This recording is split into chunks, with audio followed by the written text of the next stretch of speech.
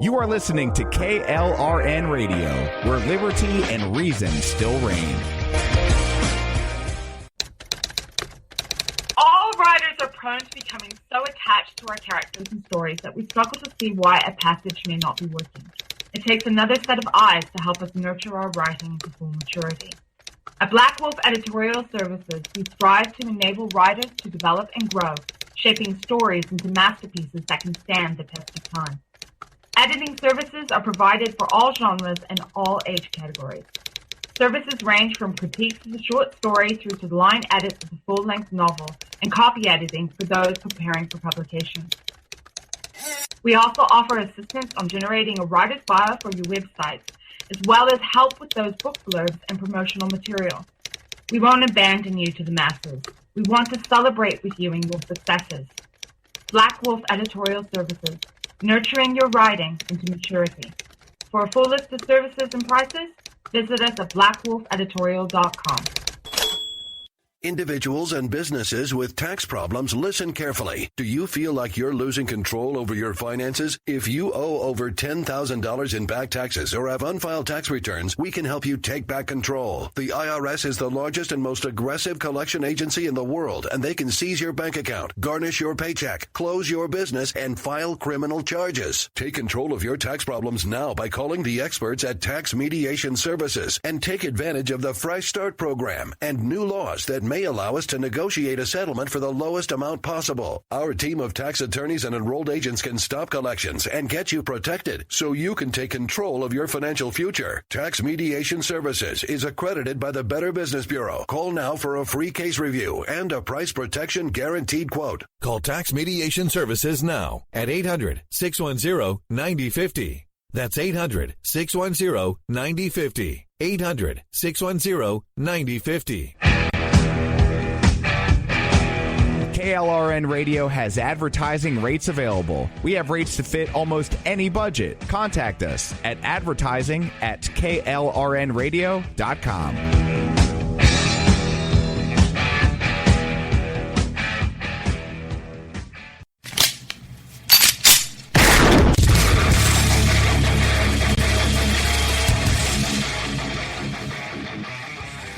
This is Slickery Trigger for Rebel Road Tactical.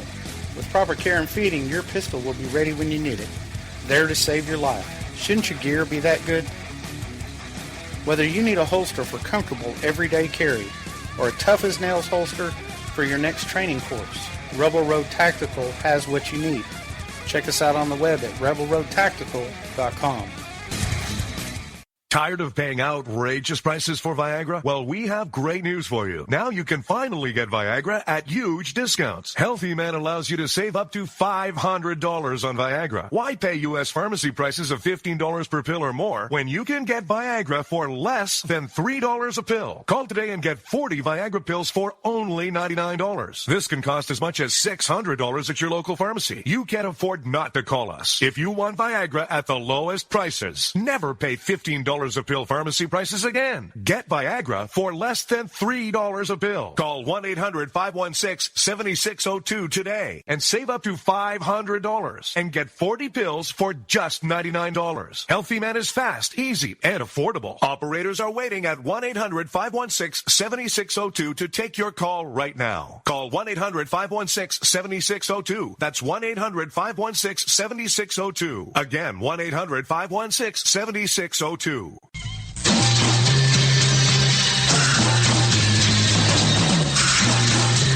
From the East Coast to the West Coast and around the world on the internet, we're coming to you live from the CCRS studios.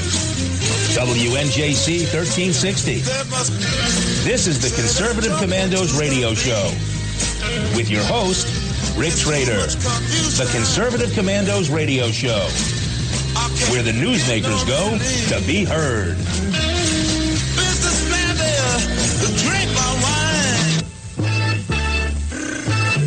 You can call the Conservative Commandos radio show at 856-227-1360. Your opinion counts at 856-227-1360. This is Congressman Alan West, and you're listening to the Conservative Commando radio show. Welcome, everybody. Welcome, fellow patriots. Welcome, fellow deplorables. Welcome once again to the Conservative Commandos radio show.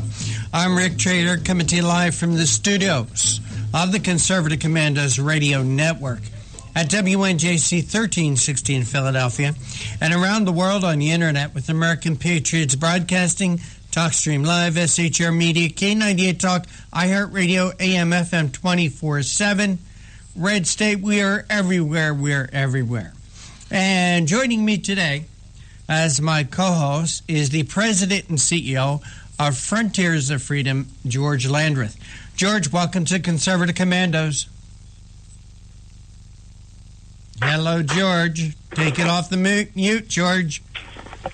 Pardon me? I said take it off the mute, George. We're live. Oh, yes. Okay. Fair enough. My apologies. That's all right. I got a big kick out of that. I've got good news for our listeners because anybody who likes ice cream, there is a study out in Japan that says that eating ice cream right after waking up, in other words, ice cream for breakfast, can result in improved alertness and mental performance. So this is great news because as a kid growing up, I never had the option of having ice cream for breakfast. And now I find out, I finally found the one time my mom was wrong. Well, George, what about ice cream just before you go to bed? Anywhere in that study? It deals with breakfast, but I have to say, I think this is a great study, and you and I should fill out a government grant, and we should study the effects of eating like ice cream right before a radio show. Yes. The effects of eating ice cream before lunch, after lunch, mid-afternoon, before dinner, after dinner, right before you go to bed, the whole 9 yards. I would say in the middle of the night. You wake up in the middle of the night, you're feeling a little drowsy, and maybe you don't feel quite alert enough. I bet you ice cream is the solution. So I think it's a great day for America. And I don't know. I mean, you know, I'm prepared based on this study coming out of Japan to forgive them for Pearl Harbor. This is awesome news. Well, George, I actually conducted a study about ice cream, except instead of eating ice cream when I'd wake up in the morning, I would eat ice cream before I went to bed. And as a result of this study, I probably have about 20 extra pounds that I shouldn't have. But I enjoyed the study. Don't go raining on my parade now. I enjoyed the study. My gosh, George, there's more news than ever before. And I thought maybe after the Obama days were over that things would calm down. They absolutely are not coming down. We have a new nominee for the Supreme Court. We have the Jackass Party in Washington boycotting hearings. We've got a new Secretary of State, but in spite of all the news we're going to talk about today, George, I guarantee you the really big news story of the day we will miss. I guarantee it. And I'm not going to tell you what that news story is, George, until after we come back at 30 after the hour, and then we'll discuss the big news story of the day. I'm going to keep you all in suspense up to that point. That's the teaser, right? Yeah, that's the teaser. One of our guests will be with us. It'll be a great conversation, lots to talk about. So don't think because we are not talking about it now that we won't get to it. But it's big news. Buy your phones. We will get to it. It's big news. After all, if it's important and you need to hear about it, we will be talking about it. Absolutely. It is indeed big news. I don't know if you saw the some of the arguments that have been going on about everything from the how the media's reported they reported it as the Muslim ban. Mm-hmm. I find that kind of amusing because there are only 7 nations listed. Mm-hmm. And lots of nations that are predominantly Muslim are not listed. Mm-hmm. If it's a Muslim ban, it's not a very good one. It seems to me, if you look at the names of the country, certainly they have some connection to Islam, but the reality is that what they really have is they don't have a government.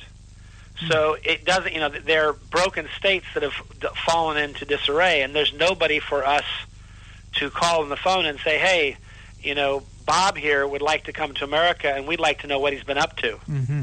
Is he a criminal? And since we can't make that call, proverbially speaking, of course, they just happen to be countries that are Islamic. You know what I mean? But it's kind of an odd, they call it a Muslim ban, and one, it's not a Muslim ban, and secondly, it's just a 4-month moratorium until we can kind of figure out what's going on with some of this stuff. I just find the less disingenuousness fairly stunning. And I'm a person who our listeners have listened to say things like, these people are lying sacks of rotting fecal matter. So, so in other words, I wasn't coming at this with rose-colored glasses. But they really, you read the first 2 sentences of most of their articles, and you can find almost as many lies as you can words in the sentence. George, I love that. I haven't thought about it in that way, and I thank you for bringing that to my attention. These are governments, or these are countries without a government. And this is what I've said. You know, they want to, how do you vet a Syrian coming here? You're going to call Assad and say, hey, Assad, do us a favor, look up Joe Schmo and tell him what he's been up to for the past 20 years. I bet they don't even have birth certificates in Syria, George. And if they did, I don't know that Assad would be that interested in giving us the real story. Well, that's what I'm getting at. Now, Iran has a government that's functional, and they may have records on people because it's a police state. But this is not a government we could trust to give us good information. And then you have Somalia and Sudan and Yemen and Libya. And in many cases, thanks to Barack Obama's foreign policy, these are states that devolved into civil war, and there isn't really any functioning government there. But, you know, Iraq, Syria, Libya, Somalia, Sudan, Yemen, that's 6 of the 7. The only other country on there is Iran. And we can't trust them, you know, even a quarter of the way that we could throw them. So right. It seems to me that it's just very interesting to me that they don't seem to grasp this. You know, they want to call it, you know, simplify it down to Muslim ban, and it's you know, it's like I heard a guy talking about a Supreme Court nominee's track record, and he said that he characterized him as believing that institutionalized, or that bribing public officials was a constitutional right, which is just ridiculous. But that was the way he wanted to define a case that he'd spoken on, apparently, Citizens United, in which he basically says, you know, people have a right to get together. They have a First Amendment right to congregate in places and ideologically, and they have a right to pool their money and make contributions and be involved in political campaigns. That kind of sounds like the First Amendment to me, George. But the left guy's reading of that is he just came right out in the interview and said, oh, yeah, he said that we have a constitutional right to corruption in our politics. Like, what? I mean, you know, so these people are just constitutionally incapable of telling the truth. Virtually every word out of their mouth is a lie. That's what I think is frustrating. And I'm not saying this because I want to be divisive. I'm simply saying this because I would love to get along. But you can't get along with people who simply are just bold-faced liars. That's just the way it works. It's a rough world. That's how it is. George, I heard something today that made me think a little bit. I wanted to get your opinion on it. And you know what, George? We'll get into this after our break, because you are listening to the Conservative Commandos radio show with the president and CEO of Frontiers of Freedom, George Landreth, and the lovable yet benevolent dictator here at the Conservative Commandos, Rick Trader, coming to you live from the studios of the Conservative Commandos radio network at WNJC 1360 in Philadelphia, and around the world on the internet with the American Patriots Broadcasting, TalkStream Live, SHR Media, K98 Talk, iHeartRadio, AM/FM 24/7. Today's show, like all our shows, is brought to you by the First Amendment, protected by the Second. George and I will be right back with more news and commentary.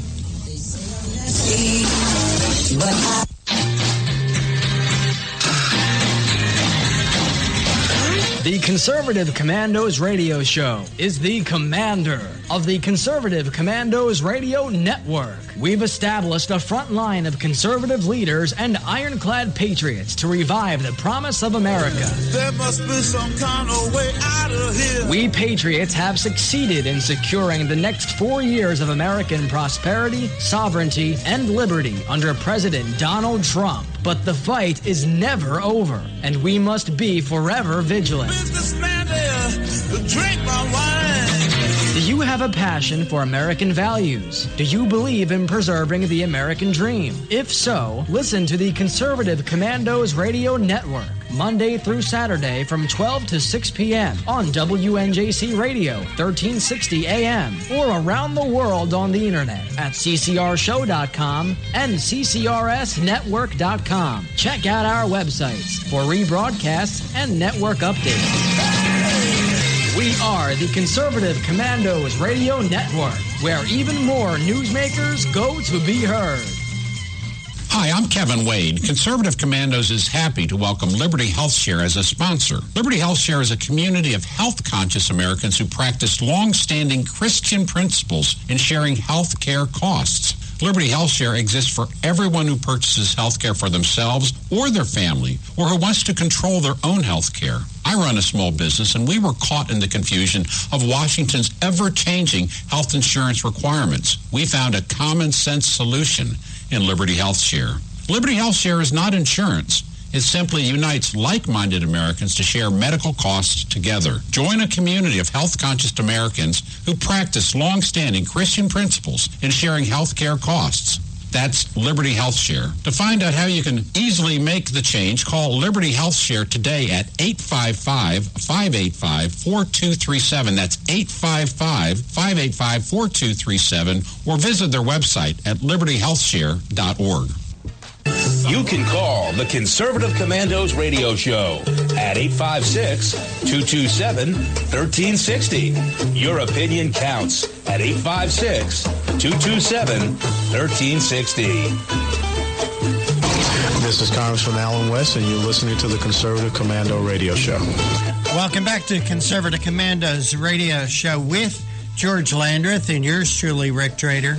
For rebroadcasts of our shows, please check out our websites, ccrshow.com or ccrsnetwork.com, or at 8 a.m., log on to Leading Edge Radio Network, or at 11 p.m., highplains.talkradio.com, or you can hear this show and all the shows that are part of the Conservative Commandos Network from your telephone by calling 832-999-1199, 832-999-1199. You don't need an app. You don't need to download anything. You don't even need a radio.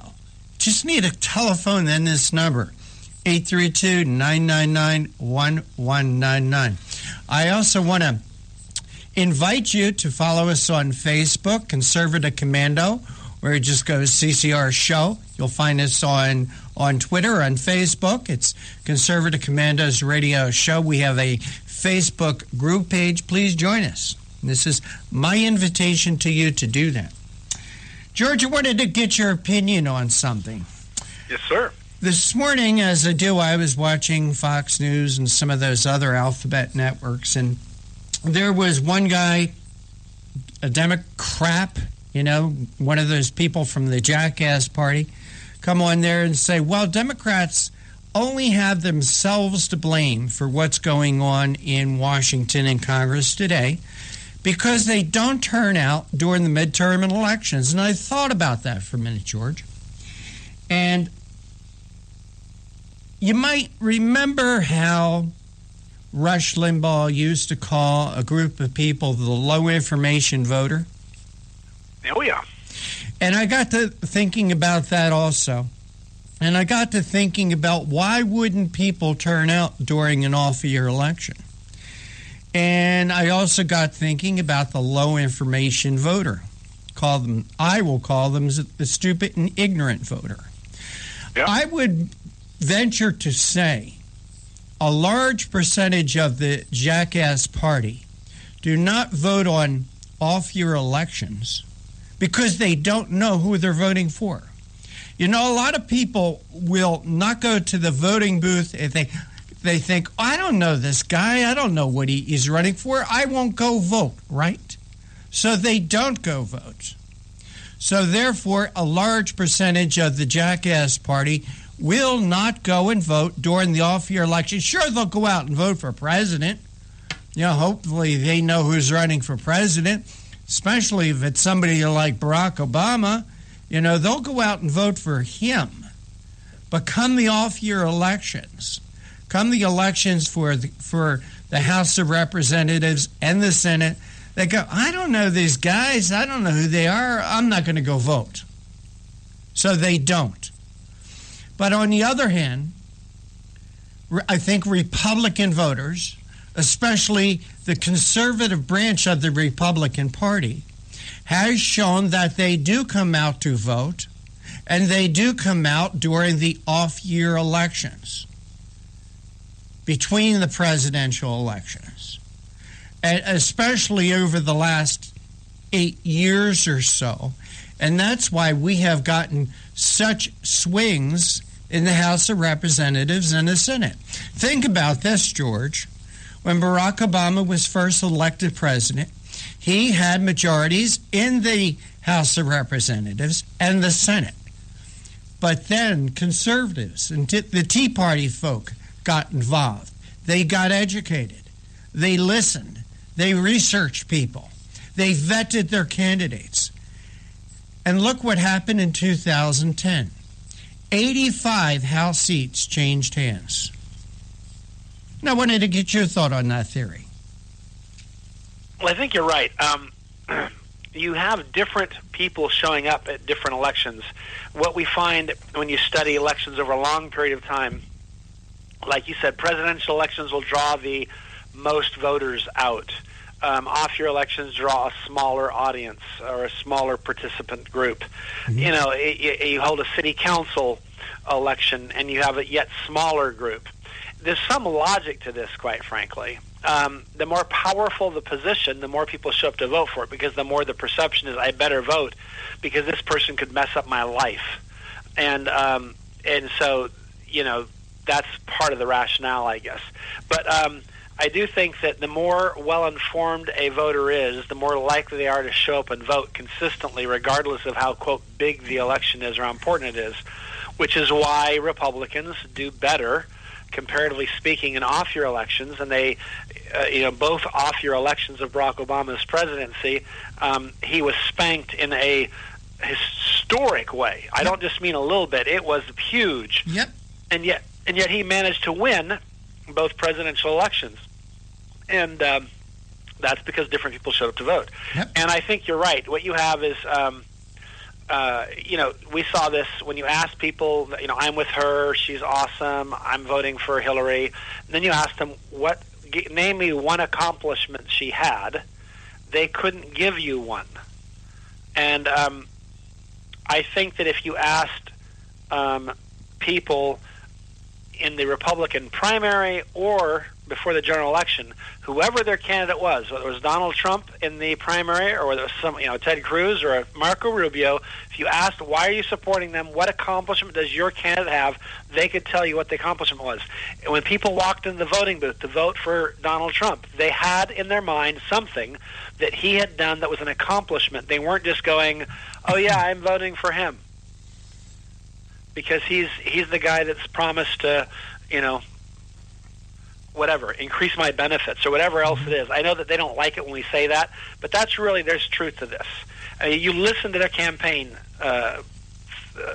speeches and so forth, they don't like it when we say it that way, but that's simply the truth. What they do is they campaign promising to give people more stuff, pay for college should be free, more free health care, which, if you think college is expensive now, wait till it's free. You think medical insurance is expensive now, wait till government's providing it. And we've seen that with Obamacare, right? We were told it's going to be free. Guess what? Free health care. Health care for everybody. Free health care. So it gets really expensive when it's free. Yeah, and sure and when government says it's going to be free. So I think that but that's how they play the game. So they play the game and they're able to mobilize that and they get people out. But it's harder to get people out by external you got to vote, the world's going to end tomorrow if you don't vote. Our side just goes out and votes because it's part of being a good citizen. It's what we believe we should do, and so we do. We're not really going out there to vote generally just because, we think we're going to get something out of it. I've voted many times where I didn't perceive there's anything in it for me other than just good government. Mm-hmm. I don't know that the base of the other party is at that position any longer. They used to be. 1940. I don't know that the welfare state wasn't really firmly entrenched yet, and you didn't have. There were other differences in the party, and that wasn't the big difference. But that's right now. You have a party. Their base are people who view the government as the provider of benefits for them, and the base of our party is the provider of those benefits, the people who actually pay the bills. And so that's why things have gotten kind of intense lately, because we've never had this situation where you basically have a party that is predominantly. I have friends who are Democrats who have good jobs and have been employed their entire life and never once collected a dime of anything. So I'm not saying that every Democrat. I'm saying the base of their party, there's a huge segment. The difference between winning and losing for them is this base, which are people who view themselves as beneficiaries of government largesse. And the base of the Republican Party is people who are, full-time workers, have been their whole life and will be for the rest of their life, and they're the ones that make all this possible through their generosity. Well, George, I think, both sides has their hardcore voters, okay? But then both sides have their less than hardcore voters. And as I said, I think the Jackass Party, their low information voters are the ones that avoid elections unless it's for, first of all, George, we just had a presidential election. 55% of the people voted who were eligible? Okay. For president of the United States, an election for president, only 55% of the people voted. So we in this country tend to vote just a little bit more than we tend not to vote. And I think that when people have no idea who they're voting for, they don't go out and vote. They also don't know what they're voting for. They don't know what the issues are. So they stay home. George, as I said, in the next segment, we've been talking about a few things, but we've really missed the big story of the day, George. I want you to know that. And we're going to talk about it after this break, because you are listening to the Conservative Commandos radio show with George Lander and yours truly, Rick Trader, coming to you from the studios of the Conservative Commandos radio network at WNJC 1360 in Philadelphia and around the world on the internet with American Patriots Broadcasting, TalkStream Live, SHR Media, K98 Talk, iHeartRadio, and AM/FM 24/7, and a bunch of others. Don't go away. George and I will be right back, and we'll talk a little bit about who our guests are for today. I'm crazy. I really don't care. That's my prerogative. They say I'm nasty, but This is Rick Trader, host of the Conservative Commandos radio show. And I'm John Forsyth, owner of WNJC Radio. Fellow patriots, the Conservative Commandos radio show is for conservatives, about conservatives, and by conservatives. We are patriots who want to take our country back from the likes of Barack Obama, Harry Reid, George Soros, and Nancy Pelosi. But we can't keep up this fight without your critical support today. Can you help? Please go to www.helpccrs.com right now and make a donation by credit card or PayPal. That's www.helpccrs.com. Our goal is to expose the liberal agenda and distortions. We are fighting to spread the truth about political issues, political leaders, and conservative issues and values. Our hosts are not paid. In fact, we buy our own airtime, studio time, and pay our own expenses. We created the show because we are trying to make a difference. So can you help the CCRS expose the truth in 2014 and beyond? Go to www.helpccrs.com. Help keep the Conservative Commandos radio show on the air by going to www.helpccrs.com and make a donation today to return our country to the conservative roots created by our founding fathers. If your health care has become a burden and you're worried about being stuck for another year, you have options. Liberty Health Share could be the solution to your problem. Open enrollment is here and could be your chance to free yourself from insurance. Take this opportunity and join Liberty Health Share. You can finally be in control and have freedom when it comes to your health care. Liberty Health Share offers an entirely open network, which means you choose your doctors and you choose your hospitals. Liberty Health Share offers freedom from insurance, meaning no tax-related penalties. To find out how you can easily make the change, call Liberty Health Share today at 855-585-4237. That's 855-585-4237. Or visit their website at libertyhealthshare.org. That's libertyhealthshare.org. What does it take to be the leader in production systems technology? To be the one company that solves production problems at any plant, for any product, and with any technology? It takes a 30-year record of success. It takes total mastery of complex technologies with a history of delivering success every time, without fail. Only one company can claim that high ground in manufacturing line optimization, data automation, and systems integration, and that's Philadelphia Control Systems. In factories worldwide, Philadelphia Control Systems programs, software, and engineering solutions deliver optimal performance and output flow with a record that can't be matched. Any plant, any product, any technology. Philadelphia Control Systems, the leader in production automation since 1982. 800-335-9811. PCS4automation.com. That's PCS, the number 4, automation.com.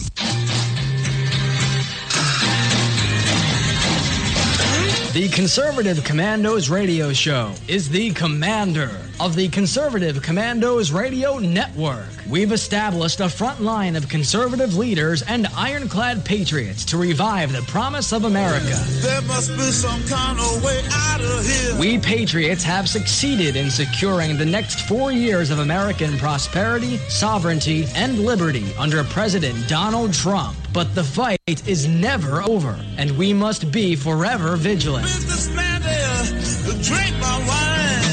Do you have a passion for American values? Do you believe in preserving the American dream? If so, listen to the Conservative Commandos Radio Network, Monday through Saturday from 12 to 6 p.m. on WNJC Radio, 1360 AM, or around the world on the internet at ccrshow.com and ccrsnetwork.com. Check out our websites for rebroadcasts and network updates.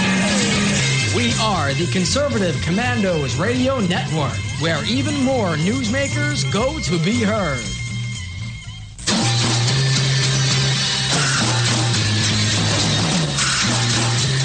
From the East Coast to the West Coast and around the world on the internet, we're coming to you live from the CCRS studios. WNJC 1360. This is the Conservative Commandos Radio Show with your host, Rick Trader. The Conservative Commandos Radio Show, where the newsmakers go to be heard. Businessman there, drink my wine. You can call the Conservative Commandos Radio Show at 856-227-1360. Your opinion counts at 856-227-1360. This is Congressman Alan West, and you're listening to the Conservative Commando Radio Show. Welcome back to the Conservative Commandos Radio Show with George Landreth and yours truly, Rick Trader.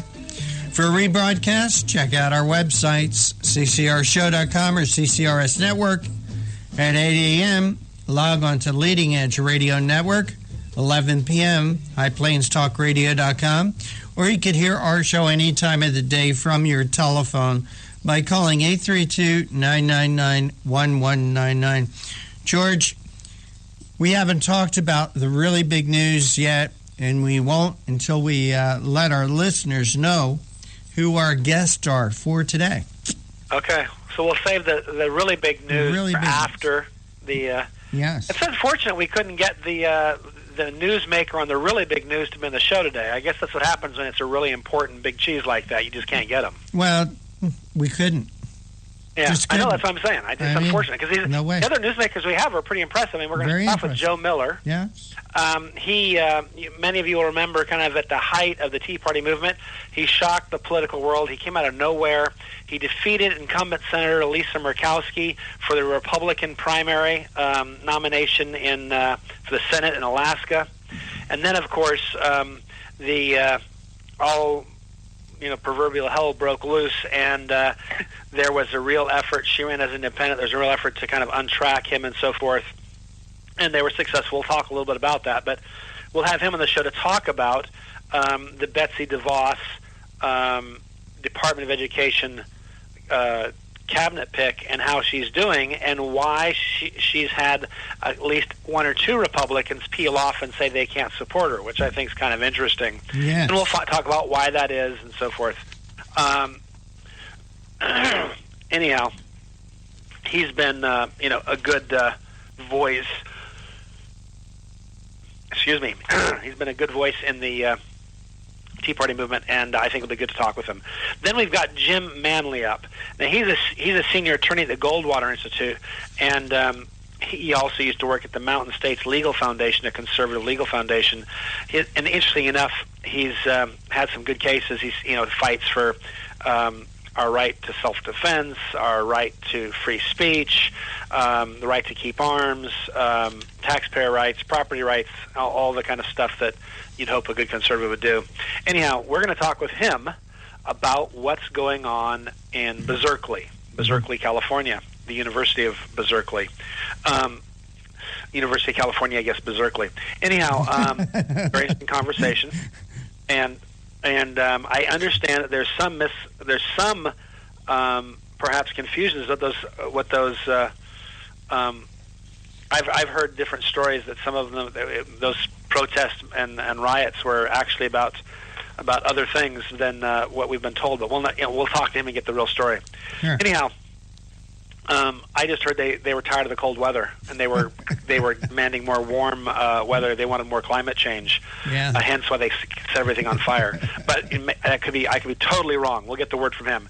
Then we have Congressman Jody Hice. Now he's from Georgia, and he is interesting enough. When he ran for office, he actually said that he wanted to eliminate federal spending that wasn't delineated or permitted in the Constitution. What a novel idea. That's crazy talk if you're from the New York Times. What Constitution? I thought that was just a dusty document we have on display over at the archives. It's kind of like a famous painting or something. Anyhow, so he's got a lot that we can talk to him about. Everything from he was at the National Prayer Breakfast this morning. He's got some things to say about the Supreme Court nomination. He's got a Sanctity of Life bill, and he also has a bill on free speech and fairness, which I think could relate to some of the stuff that's going on out in Berkeley. Mm-hmm. So it'll be a very interesting conversation. So that's kind of what we have coming up. But even with all that, George, it's not the big news. Not the big news of the day. And the big news of the day happened at 7:21 a.m. Eastern Time this morning. Amateur weather prognosticator Punxsutawney Phil saw his shadow, meaning 6 more weeks of winter. The proclamation was made in front of thousands of onlookers waiting in 30-degree temperature in the normally sleepy Pennsylvania hamlet of Punxsutawney, the home for the last 121 years to the annual February the 2nd event. So, George, 6 more weeks of winter. We got it from an authority, Punxsutawney Phil. Hey, George, have you ever... I think the show should end right now. I don't see how we follow up on news like that. End right now. Let's shut down. Let's sign off. Give our final goodbyes. But that's George, the news. What else is there to talk about? It's hard to imagine. It's hard to imagine, George. Have you ever been to Punxsutawney, Pennsylvania? I have not. I have. I've seen it in the movie Groundhog Day, or at least over and over again, right? Yeah, over and over again. But that's it. That movie is on more than any other movie that was ever produced. But I've been to Punxsutawney. I spent about a week there one time. You spent a week there one day? I spent a week there one time, yeah. And there one time? One time. Very nice people. Very, very nice people. And they really are into, well, you know, Punxsutawney, the people who live in Punxsutawney thinks it's laughable, but it's their bread and butter for a lot of them, right? So, right. You know, but very, very nice little town. And they have this building. I would say it's maybe 25, 30 foot long. It's about 15 feet wide, and it's about 12 foot high. It's glass enclosed, and that's where Punxsutawney Phil lives. I think there may be a Phyllis in there with them, but that's their little habitat. So that's what. How did they create this? Because I mean, like, why didn't I think of this 100 years ago? I don't know. You know, and I mean, how is it that Punxsutawney Phil became this big deal? Because you know, it wasn't like when Adam and Eve were around. Phil wasn't a big deal. So what happened? Here you go, George. Check this out. Maybe we have an answer here. The tradition of Groundhog Day is believed to have evolved from a German celebration called Candlemas, in a tradition that now shadows the Groundhog tradition.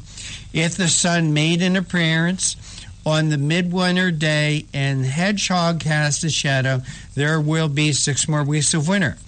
The Candlemas tradition was brought to Pennsylvania and the rest of the U.S. by German settlers in the 18th and early 19th century. So there you go. You heard it here on the Conservative Commandos radio show. Wow. Hey, George. You should have saved this news to the very end. Yeah, we got. I don't know. I mean, like, next up. I mean, I feel bad. I mean, I think normally,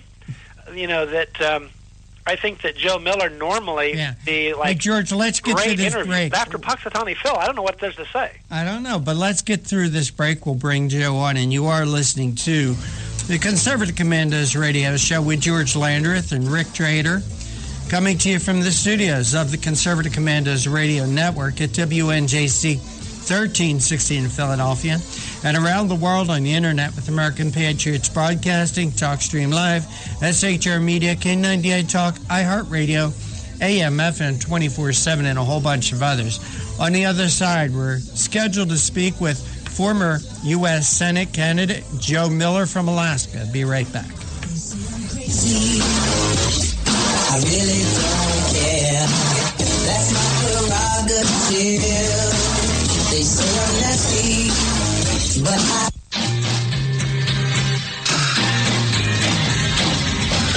The Conservative Commandos radio show is the commander of the Conservative Commandos radio network. We've established a front line of conservative leaders and ironclad patriots to revive the promise of America. There must be some kind of way out of here. We patriots have succeeded in securing the next 4 years of American prosperity, sovereignty, and liberty under President Donald Trump. But the fight is never over, and we must be forever vigilant. Businessman there, drink my wine.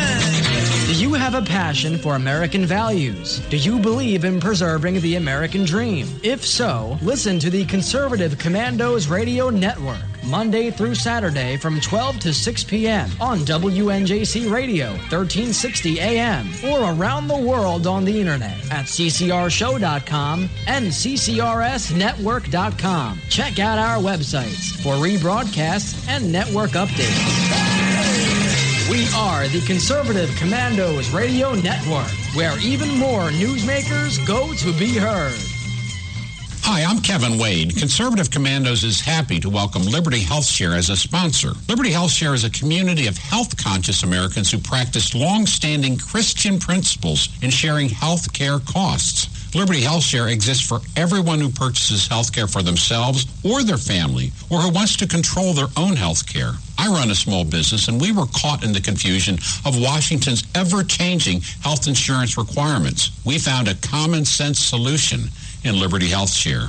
Liberty Health Share is not insurance. It simply unites like-minded Americans to share medical costs together. Join a community of health-conscious Americans who practice long-standing Christian principles in sharing health care costs. That's Liberty Health Share. To find out how you can easily make the change, call Liberty Health Share today at 855-585-4237. That's 855-585-4237, or visit their website at libertyhealthshare.org. You can call the Conservative Commandos radio show at 856-227-1360. Your opinion counts at 856-227-1360. This is Congressman Alan West, and you're listening to the Conservative Commando radio show. Welcome back to the Conservative Commandos radio show with George Landreth and yours truly, Rick Trader.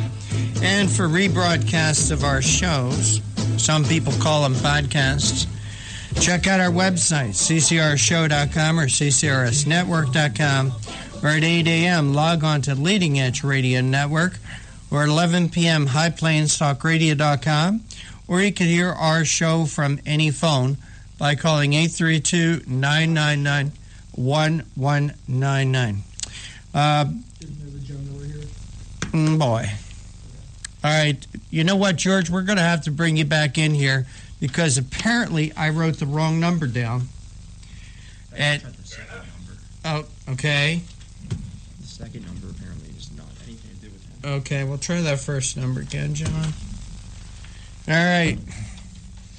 That's one of the exciting things about doing live radio, George.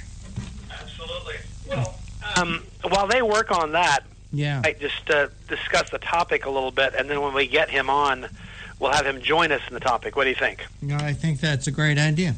Makes sense. Obviously, Betsy DeVos is an education reformer. She's been outspoken in her belief that we need to have more choice in public education, that we need to have education become more focused on the classroom, and the parents should have a bigger say, and that perhaps the teachers' unions should have a little smaller say in what goes on in our public schools.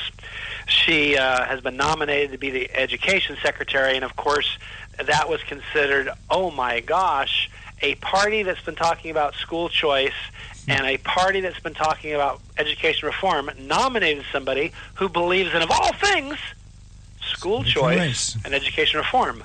I can't believe it. How could that happen? And so you have some people acting like this is outrageous and so forth. And the reality is, the more I hear her talk, the more I think to myself, I'm excited about the pick. But nonetheless, we've got two Republicans that have come out and said that they will not be supporting her. And I think that's most unfortunate. But when you find out more about them, it's not that shocking. One is Susan Collins of Maine, and the other is Lisa Murkowski of Alaska. Now, when we get Joe on the line, one of the questions I want to ask him is, Joe, if you had won that race with her in the three-way race, he beat her in the two-way race in the Republican primary, and you were Senator Miller, and you were to cast this vote, would you have a hard time voting for Betsy DeVos? And then I'd probably ask him, I know already, I'm sure I know what the answer is. I think he'd say, yes, I'd be voting for her very easily. I'd be excited to vote for her. And I'd ask him, so why do you and Murkowski see it so... Because we do have our guest with us. Need to put you on hold momentarily. And George, would you please make the introduction? Absolutely. We have Joe Miller with us. You may remember that name. I'm sure you do. All of the true conservatives and Tea Party fellows can remember how he shocked the political world, and he came out of nowhere to defeat incumbent Senator Lisa Murkowski, an institution in Alaska, and he defeated her in the Republican primary. He went on to become the Republican nominee. He entered then into a very contentious three-way general election, Republican Party bosses tried to undermine him, and you had this weird melee of all kinds of people who thought they would be benefiting from a status quo sort of election that waged a vicious multi-million-dollar campaign, and they managed to barely and narrowly defeat Joe in the general election. One of the things I want to ask you about is kind of how he would be voting differently on this nomination than Murkowski would be. But anyhow, he's appeared on national TV programs at Fox, ABC News, NBC, MSNBC, CNN, CBS, BBC, you name it, all the alphabet letters. Anyhow, and of course, he is a friend of the show here at Conservative Commandos. He's been on a lot of other radio shows as well, Mark Levin, Hugh Hewitt, Savage, Larson, Laura Ingraham, you name it. Anyhow, we are very glad to have Joe. Welcome back to the Conservative Commando Radio Show, Joe. It's good to be on, Rick and George. Thanks for having me. Absolutely. Now, while we were getting you on the line, I pointed out, I said, Murkowski said she's not going to vote for DeVos. I explained why I thought DeVos was a pretty good nominee, and I said, I bet you Joe would have a different answer. So, Joe, let's assume that narrow defeat was a narrow victory, and you were the senator. Would you have announced the other day that you couldn't be supporting her? Well, I certainly wouldn't have said that, I didn't support her because of her position on school choice and charters. What Lisa Murkowski has done consistently and historically is always described herself, of course, in the primary elections as a conservative or somebody that supports the Constitution, yet her record reflects completely the opposite of that. It's not just on these appointments with, like, Betsy DeVos. It's also with respect to her votes on internationalist treaties like the Law of the Sea, her consistent votes to increase the debt ceiling. She's wrong on all the social issues. You name it, Lisa Murkowski, for the most part, votes like a leftist. And Susan Collins, arguably, is the only one in the Senate that's any more left than she is. But, it's something that Alaska has now put up with for a number of years, and I can tell you that there's a lot of opposition to her up there. It's regrettable, obviously. I've actually gone up against her twice. It wasn't just in that upset in 2010, but 2 months out from the election this time around, the Libertarian Party had their nominee drop out. They asked me to join the race, and we ended up, we ran a great race, came close, had the greatest percentage that any Libertarian has ever gotten in a federal race in the history of the United States, but still came up short. And again, the way that she won is the way that she always wins, and that is by joining forces with the left, particularly the teacher unions, the labor unions, the social leftist, and of course with her help in the division of elections, and the rest is history. Certainly not a friend of conservatives by any means. She was endorsed. I read an article that says she was endorsed by the Alaska chapter of the National Education Association, the NEA. That's the teachers group, and so is Susan Collins. She, of course, not the Alaska, but the main chapter, and both of them get significant contributions from the teachers union as well. Do you think that plays a role in this? Absolutely. There, without a doubt, the folk that supported her in the NEA contacted her and said, "Hey, this is a gal you got to vote against." And here, this is going to be one that's a little bit difficult, I think, for probably some of your listeners to figure out. But the DeVos family and DeVos herself have historically been max donors to Murkowski in every election, including the last one that I ran against her in, and in 2010. And so that shows just how much pressure the NEA leveraged against Murkowski for this vote. I mean, typically, Murkowski's a quid pro quo type person. The whole crony capitalist mix that we're in right now as a nation, although Trump obviously upsetting that to some extent, and yet she still voted against her despite that historical support, not just for Lisa and her races, but also her dad and the races before her. Interesting. So that's an interesting point. In other words, she basically had a reason to support the nominee, but the pressure was just so great, she's caved and she won't be. That shows how she is. I mean, count on any more money from the DeVosses. Well, I don't know. I'm not going to speak for the DeVos family, obviously. Oh, I am not either, but I know if I were the DeVosses, I'd be annoyed. I mean, she has the right to vote how she wants, but I also have the right to not contribute as I want. I don't contribute in any sort of ill will or some sort of pettiness there. It's just, someone runs over me in the street, they shouldn't turn around later and ask me to write them a letter of recommendation. But what it reflects is, even though that is the typical approach Murkowski uses, kind of the quid pro quo, in this case, you really see who controls her. And the hard left controls her. There's no question about that. And it's, it's instructive. I think most people haven't figured out in Alaska. Republicans certainly do. She's never gotten a majority of the Republican vote. And, in fact, I've always scored far higher. Even as a libertarian this last election, I received a majority of the Republican vote. And the reason why is because we know how she acts. It's not consistent with the conservative Alaskans' values, certainly not consistent with, conventional Republican values. When is she up for re-election? Well, 6 years. 6 years from now, wow. So, okay. Yeah, we could suffer through another 6 years with her. Oh, wow. That's right, because she was just up this last time. Do you think that is she one of those people that just hangs on forever and we just have to live with her, or is she somebody that we can get an upgrade on? 6 year is a long time from now, I realize. That's a lifetime. So we just put up on my Facebook page last night, it's facebook.com/Joe Miller Alaska, Joe Miller Alaska, a posting about her vote on DeVos. And one of the questions was asked similar to that. How long do we have to put up with Murkowski in Alaska? And of course, she has all the money. I mean, she outspends, I've been her challenger now twice, outspends her challengers 10, 20 to 1. I mean, she's got all the money that she could ask for, and in Alaska, of course, more than she needs. But it's more than just the money. It's more than just exposing positions. We also have huge vote integrity issues in Alaska. The co-chair of a write-in campaign back in 2010 is currently the head of the Division of Elections in Alaska. And until we clean up that corrupt agency in Alaska, she's probably going to be there in perpetuity. I think that if we got a fair vote in Alaska, if we had a clean system in Alaska, it's likely she could be unseated. All righty. We are up against the clock.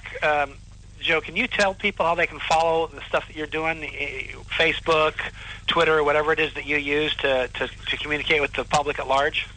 Sure, guys. I appreciate that. Facebook is Joe Miller Alaska, Joe Miller Alaska. Twitter, Joe W. Miller. I know that's a lot of words to remember. Just search Joe Miller Restoring Liberty. You can pull all of it up on Google, even though I'm not a Google fan. We still have joemiller.us, our Restoring Liberty website, joemiller.us. Appreciate any input, feedback, commenting on the stories. We're all fighting for the same thing, and that's to get this great country back on track. Excellent. That's good. We're coming to you live from the Conservative Commando's Native Radio Network studios, and we're thankful to Joe Miller for joining us. We, of course, are coming to you live on WNJC 1360. That's our flagship station in Philadelphia. And, of course, around the world on the Internet with American Patriots Broadcasting, TalkStream Live, SHR Media, K98 Talk, iHeartRadio, and AM FM 24/7. Don't go away. More Conservative Commandos right after this.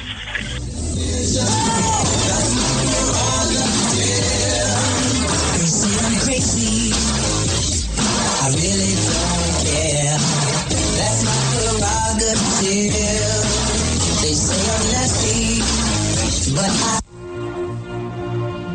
This is Rick Trader, host of the Conservative Commandos radio show. And I'm John Forsyth, owner of WNJC Radio. Fellow patriots, the Conservative Commandos radio show is for conservatives, about conservatives, and by conservatives. We are patriots who want to take our country back from the likes of Barack Obama, Harry Reid, George Soros, and Nancy Pelosi. But we can't keep up this fight without your critical support today. Can you help? Please go to www.helpccrs.com right now and make a donation by credit card or PayPal.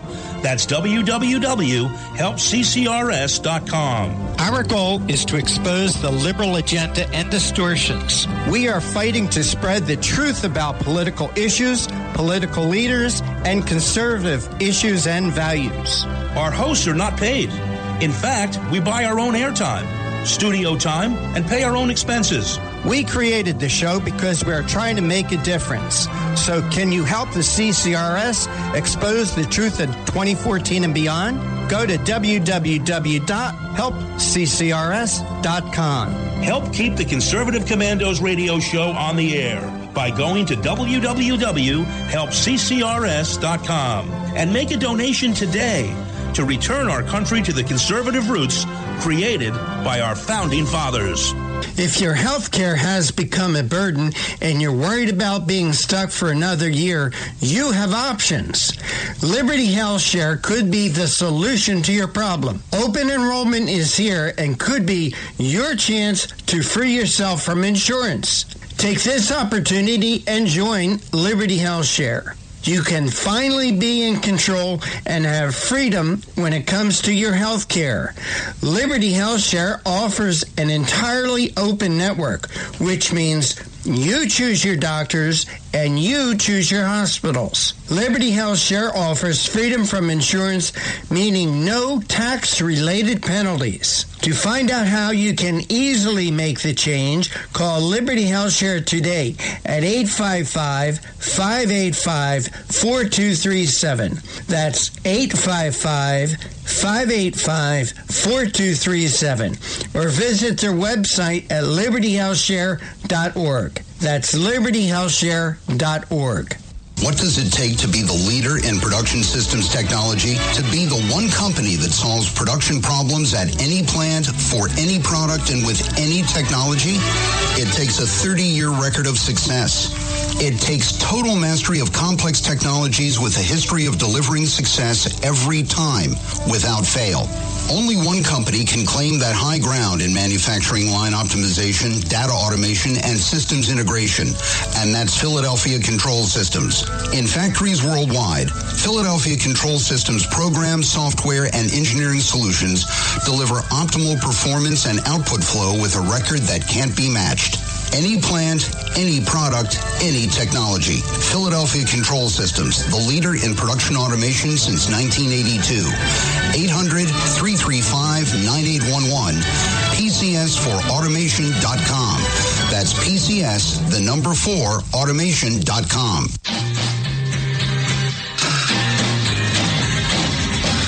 The Conservative Commandos radio show is the commander of the Conservative Commandos radio network. We've established a front line of conservative leaders and ironclad patriots to revive the promise of America. There must be some kind of way out of here. We patriots have succeeded in securing the next 4 years of American prosperity, sovereignty, and liberty under President Donald Trump. But the fight is never over, and we must be forever vigilant. Businessman there, drink my wine.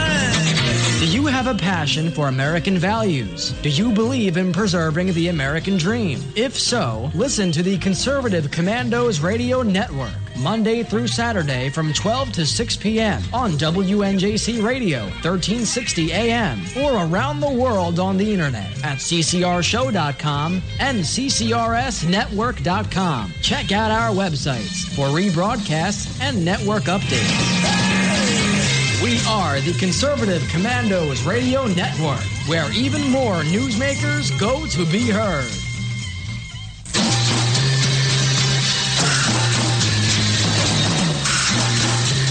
From the East Coast to the West Coast and around the world on the internet, we're coming to you live from the CCRS studios.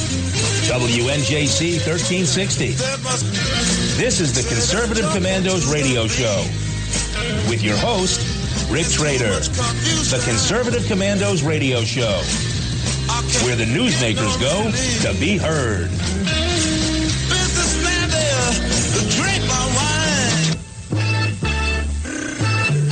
You can call the Conservative Commandos radio show at 856-227-1360. Your opinion counts at 856-227-1360. This is Congressman Alan West, and you're listening to the Conservative Commando Radio Show.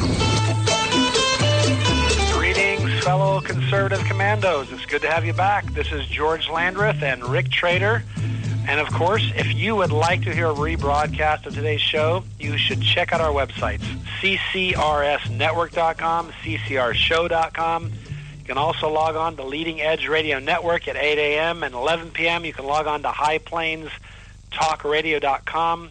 And with a phone and this number, you can always listen to the Conservative Commandos, all the programming on the Conservative Commandos Radio Network. Call this number, 832-999-1199, and you'll be able to listen in on your phone. We have with us Jim Manley. He is a senior attorney at the Goldwater Institute. There he is with the Center for Constitutional Litigation, and previously he worked as a staff attorney at the Mountain States Legal Foundation, a very fine and reputable conservative legal foundation. In fact, his first case after graduating from law school was one in which he secured a victory at the Colorado Supreme Court protecting the right of self-defense on college campuses. And through the years, his cases have involved defending free speech, the right to bear and keep arms, taxpayer rights, property rights, all of these sorts of things where he has set precedents that protect our rights in the Bill of Rights. And so we appreciate that. He earned his J.D. at the University of Colorado, and that's a Juris Doctorate, not a juvenile delinquency degree. Sometimes people ask me if that's the case. It's probably just me, though. I'm sure Jim's never been asked that. But before that, he served as when also at law school, he was associate editor of the Law Review and the president of the Federalist Society. And before law school, he was a professional ski instructor. He's also been a Reagan Fellow at the Goldwater Institute. Jim, welcome to the Conservative Commandos radio show. Thank you for having me, and thanks for that introduction. Absolutely. Just wanted to get your thoughts. You've advocated for rights on campuses and tried to make sure that campuses are a place where you don't have to check your Bill of Rights at the door. Oftentimes the left says that what was going on, for example, we witnessed last night the riots. They call them protests. I would say riots. They said, that's free speech at work. What say you? Well, yeah, it's interesting. As you said, my first case was about the Second Amendment on campus, protecting the rights of licensed concealed carry permit holders to carry when they're on campus. And now we're working on this issue with the First Amendment. And, I think there's actually a lot to commend the Berkeley administration for, because when professors and students initially asked them to cancel this event, the administration said, no, we're going to have this event even though we disagree with Milo's views. We're going to have him on anyways. And when the administration took that very reasonable position, the reaction was what we saw last night with fires burning in the street. And I think when you have faculty, especially, and students asking the administration to cancel a controversial speaker, I think right there you have to know that there's something wrong with the culture on campus, that they have forgotten what free expression means. And it's especially sad when it happens in a place like Berkeley, where free speech on campus began. And so that's why we've got this model bill. I would argue free speech on campus began in Virginia, because George Mason wrote the Bill of Rights, and he's a Virginian. But I'm probably going too far back in history. Well, no, that's I would argue, of course, point. The whole United States, not just campuses, the whole United States is a free speech zone. Exactly. And actually, that's what got us started on this issue, is colleges abusing these postage stamp size free speech zones. And so we passed a bill in Arizona to prohibit free speech zones and make the whole campus a free speech zone. And then so this bill that we introduced at the Heritage Foundation on Tuesday is just an extension of that principle, to get rid of speech codes that put feelings above new ideas, prohibit the administration from disinviting speakers, and to get rid of that favorite conservative concept, the safe space. where ideas go to die. And obviously, I'm being sarcastic. The safe space is the bane of conservatives who care about free speech. Oh, yeah. I mean, the idea, I would argue that free speech suggests that we're going to have to hear ideas that we don't want to hear. Things like speaking out on behalf of motherhood is awesome, or bright sunny days are pleasant. That's not speech that needs to be protected because nobody objects to it. The whole point of free speech is it presumes that people will say things that someone in society doesn't want to hear. And for us on the right, we're used to this because we've listened to NPR, we've listened to CNN and CBS and ABC and MSNBC, and the list goes on and on and on. We've heard all these news cycle portrayals of things, and we don't want to listen to that garbage.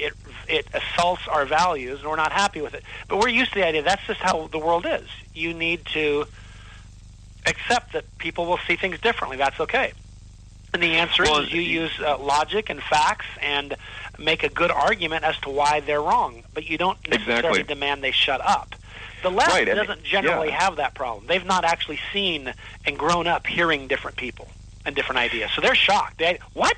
You don't agree with me?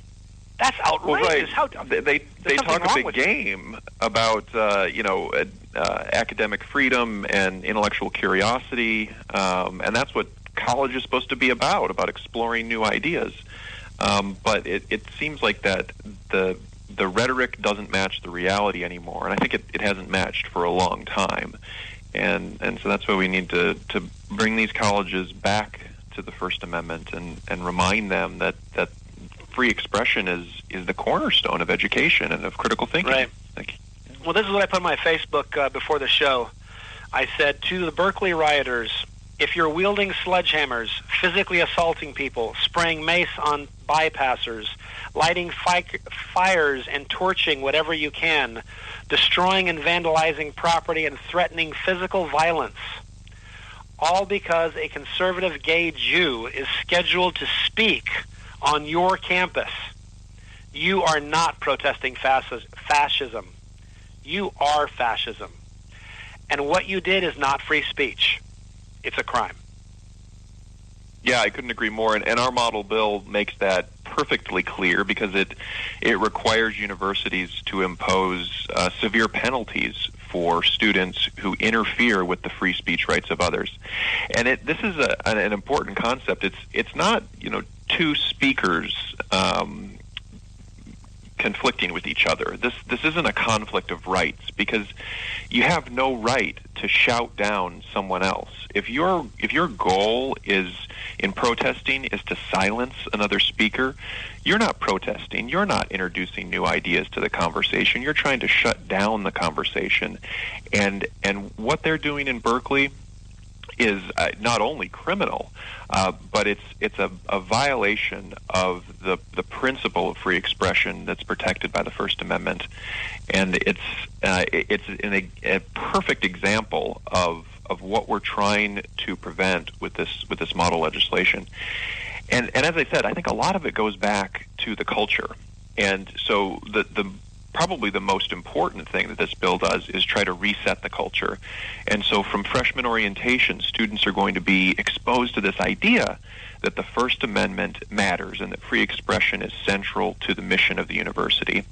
And maybe administrators will be exposed to that idea and faculty will be exposed to that idea for the first time in a long time. And then, of course, it gives teeth to those concepts, too. Absolutely. Yeah. Jim, we're up against a break. Can you stick with us through the break so we can continue this conversation? Yeah, I'd love to. There's a lot more interesting stuff to discuss. Absolutely. I think there is. We've not yet hit all the points that need to be hit, so thank you for sticking with us. To our listeners, we are coming to you live. We've got Jim Manley, and, of course, we've got Rick Trader and me, George Landreth. We're coming to you live from the Conservative Commando's Radio Network studios. WNJC 1360, that's our flagship station in Philadelphia, but most of you aren't in Philadelphia, and so we're coming to you from around the world. And it's, whether it's American Patriots Broadcasting, TalkStream Live, SHR Media, K98 Talk, iHeartRadio, and AMFM 24/7, we are everywhere, and we'll be right back. They say I'm crazy. I really don't care. That's my prerogative. They say I'm nasty, but I...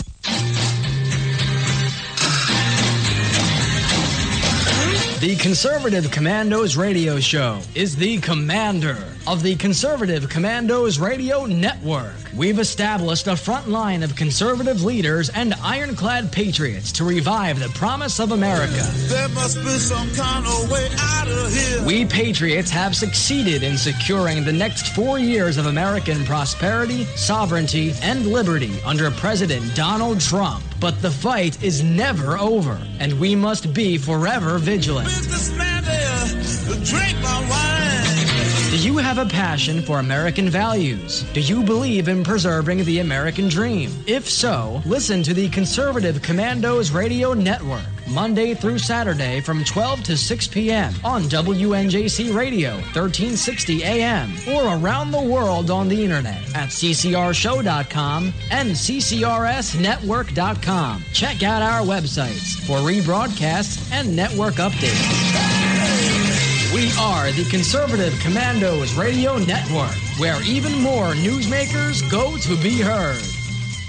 Hi, I'm Kevin Wade. Conservative Commandos is happy to welcome Liberty HealthShare as a sponsor. Liberty HealthShare is a community of health-conscious Americans who practice long-standing Christian principles in sharing health care costs. Liberty HealthShare exists for everyone who purchases health care for themselves or their family, or who wants to control their own health care. I run a small business, and we were caught in the confusion of Washington's ever-changing health insurance requirements. We found a common-sense solution in Liberty HealthShare. Liberty HealthShare is not insurance. It simply unites like-minded Americans to share medical costs together. Join a community of health-conscious Americans who practice long-standing Christian principles in sharing health care costs. That's Liberty HealthShare. To find out how you can easily make the change, call Liberty HealthShare today at 855-585-4237. That's 855-585-4237, or visit their website at libertyhealthshare.org. You can call the Conservative Commandos Radio Show at 856-227-1360. Your opinion counts at 856-227-1360. This is Congressman Alan West, and you're listening to the Conservative Commando Radio Show. Welcome back. This is the Conservative Commandos. I am George Landreth. I'm here with Rick Trader, and we've got our guest, Jim Manley, here. We are having a very interesting conversation, which we'll get right back to. I just want to remind our listeners that if you want to hear a rebroadcast of the show today, check out our website, ccrsnetwork.com, ccrshow.com. You can also log on to Leading Edge Radio Network at 8 a.m. in the morning. At 11 p.m., you can log on to highplainstalkradio.com. And with this number and a phone, you can always listen to the Conservative Commandos, 832-999-1199. We've got Jim Manley here. He is a senior attorney at the Goldwater Institute. He has spent his professional career defending our basic rights, Bill of Rights sorts of things, the right to bear arms, the right of self-defense, taxpayer rights, property rights, free speech rights, those sorts of things. He's been doing a good job fighting that, and we have been talking about what's going on in Berkeley and how that's not free speech. Now, Jim, you had mentioned the idea of kind of conditioning freshmen as they come in to the idea that in college they're now big boys and girls, and they're going to hear ideas that may or may not be ones they agree with, and that when they hear an idea they disagree with, they shouldn't roll up into a fetal position, and they shouldn't cry, and they shouldn't feel assaulted or insulted, but instead they should try to figure out why don't they agree with that and formulate an argument to explain why what they believe is better. George, can I jump in for a minute? Sorry, Jim. Absolutely. But I'm sitting here listening to you. Make them read the Constitution. Make them understand what the First Amendment is. I mean, hello. It's as simple as that. Is it as simple as that, Jim? In a sense, it is, and that's what our bill requires: is that public universities teach students about the First Amendment as part of their freshman orientation. And I think it is. It's fundamental to what the college experience is all about. It's about confronting new ideas and thinking about them. And it seems that the impulse on campus is not to engage with difficult ideas, but to shut them down, to just run away from any ideas that don't match your preconceived vision of the world or your professor's preconceived vision of the world. And I think we're all poorer for that. Whatever your views are, I think it's really beneficial to be challenged and to have to defend your views to yourself and others. I think it makes us all smarter in the end and gets us closer to the truth. Absolutely. George, I just want to make... I was getting at. George, I want to make one more comment, then I'll swing it back to you. Oh, I can't believe that we are in the United States of America and that we're faced with being... We're in a position that we have to defend free speech from a bunch of anarchists. That just drives me crazy. I'm sorry, gentlemen. I'll swing it back to you, George, but I'm with you, I and can't that's believe why I it. was phrasing the way I did, because one way to confront this argument is just to point out that the Constitution says I get to say what I want to say. But my hope is that we can get these people convinced that the reason why the founders did that wasn't because they were arbitrary and capricious.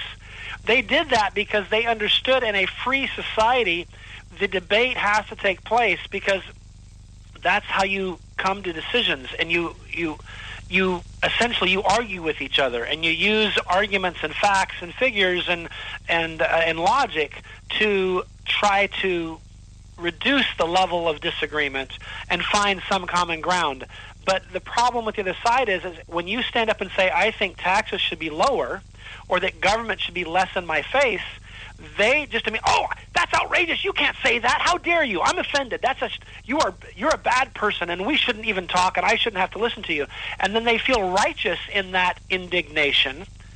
That means that we actually cannot have a civil society. That viewpoint, that belief system that says I am correct and in fact righteous, that I am indignant that you disagree with me, actually will prevent us from ever having a functioning properly civil society. It's going to break down, and basically we'll be forced to solve our problems with violence. At least that's how I see it. Well, it's how things are turning out, right? Look at Berkeley. I think you're exactly right. But if you can't talk, then what are we left with, right? Yeah. You're exactly right. Yeah. That's what's happening in Berkeley, right? Yeah, exactly. They cannot bear to see someone who disagrees with them. It's the idea that this guy's going to stand up there and say something that they vehemently disagree with is so offensive to them, and they are so sure they're right, they feel morally justified in making sure that he can't speak and destroying people's property and assaulting people and physically harming them. And that is a sick, perverse belief system. And that is a belief system that once enough Americans believe it, we will actually have the same sort of society that they have in Syria, the same sort of society they have in Libya, the same sort of society they have in Iraq. We'll have anarchy and mob tyranny. And that's what they're advocates for. They think they're advocates for something else. They are not. They're advocates for tyranny of the majority. Well, yeah, and I think it's important to point out that our bill protects protesters just as much as it protects invited speakers, because that conversation, that dialogue is what's important from a First Amendment perspective. And that's why, we're calling for mandatory suspension or expulsion for people who repeatedly violate the First Amendment rights of others, but only after robust due process protections. Because what we're after here is a conversation. We want people to be able to present controversial ideas and then have other people present their ideas that conflict with those, and then we have a dialogue about it.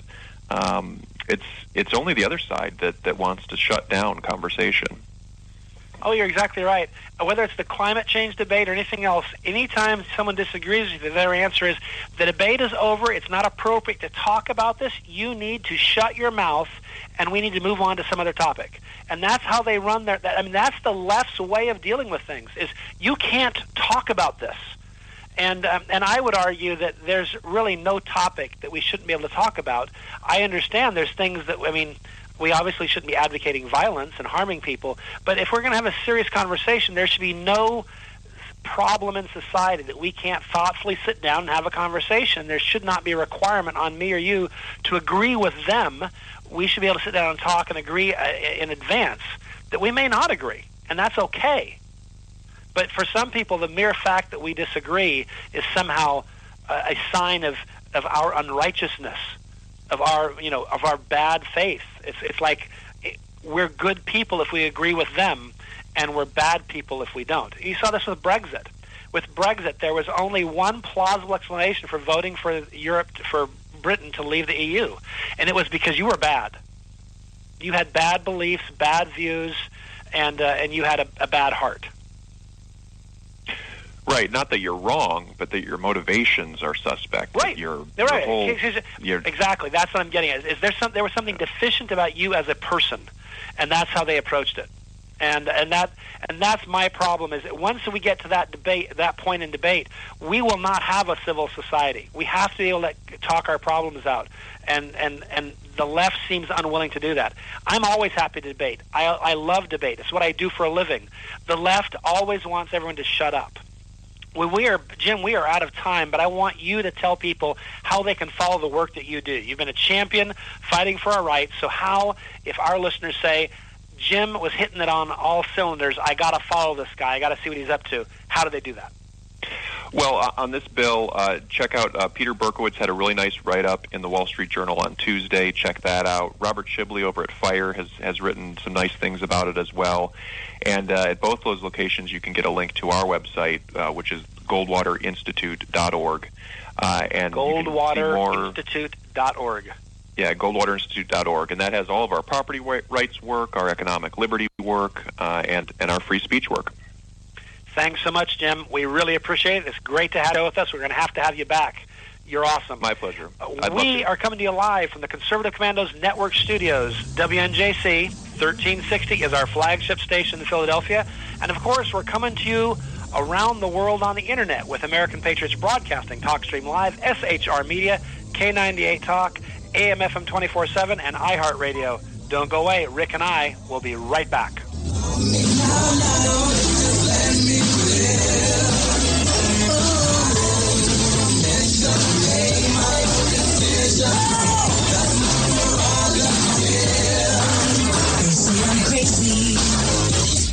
I really don't care. That's my prerogative. They say I'm nasty, but This is Rick Trader, host of the Conservative Commandos radio show. And I'm John Forsyth, owner of WNJC Radio. Fellow patriots, the Conservative Commandos radio show is for conservatives, about conservatives, and by conservatives. We are patriots who want to take our country back from the likes of Barack Obama, Harry Reid, George Soros, and Nancy Pelosi. But we can't keep up this fight without your critical support today. Can you help? Please go to www.helpccrs.com right now and make a donation by credit card or PayPal. That's www.helpccrs.com. Our goal is to expose the liberal agenda and distortions. We are fighting to spread the truth about political issues, political leaders, and conservative issues and values. Our hosts are not paid. In fact, we buy our own airtime, studio time, and pay our own expenses. We created the show because we are trying to make a difference. So can you help the CCRS expose the truth in 2014 and beyond? Go to www.helpccrs.com. Help keep the Conservative Commandos radio show on the air by going to www.helpccrs.com and make a donation today to return our country to the conservative roots created by our founding fathers. If your health care has become a burden and you're worried about being stuck for another year, you have options. Liberty Health Share could be the solution to your problem. Open enrollment is here and could be your chance to free yourself from insurance. Take this opportunity and join Liberty Health Share. You can finally be in control and have freedom when it comes to your health care.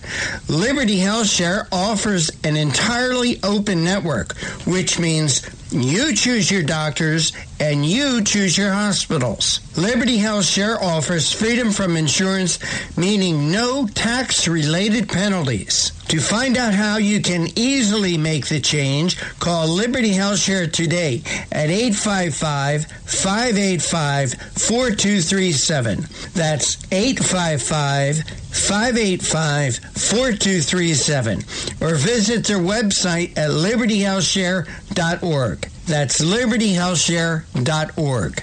What does it take to be the leader in production systems technology? To be the one company that solves production problems at any plant, for any product, and with any technology? It takes a 30-year record of success. It takes total mastery of complex technologies with a history of delivering success every time, without fail. Only one company can claim that high ground in manufacturing line optimization, data automation, and systems integration, and that's Philadelphia Control Systems. In factories worldwide, Philadelphia Control Systems programs, software, and engineering solutions deliver optimal performance and output flow with a record that can't be matched. Any plant, any product, any technology. Philadelphia Control Systems, the leader in production automation since 1982. 800-335-9811. PCS4automation.com. That's PCS, the number 4, automation.com.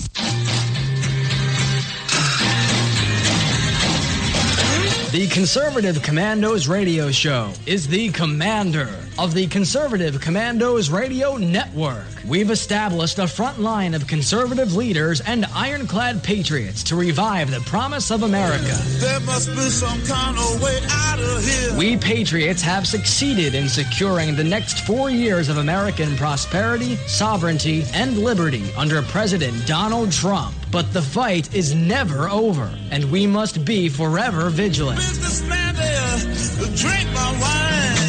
Do you have a passion for American values? Do you believe in preserving the American dream? If so, listen to the Conservative Commandos Radio Network, Monday through Saturday from 12 to 6 p.m. on WNJC Radio, 1360 AM, or around the world on the internet at ccrshow.com and ccrsnetwork.com. Check out our websites for rebroadcasts and network updates. We are the Conservative Commandos Radio Network, where even more newsmakers go to be heard.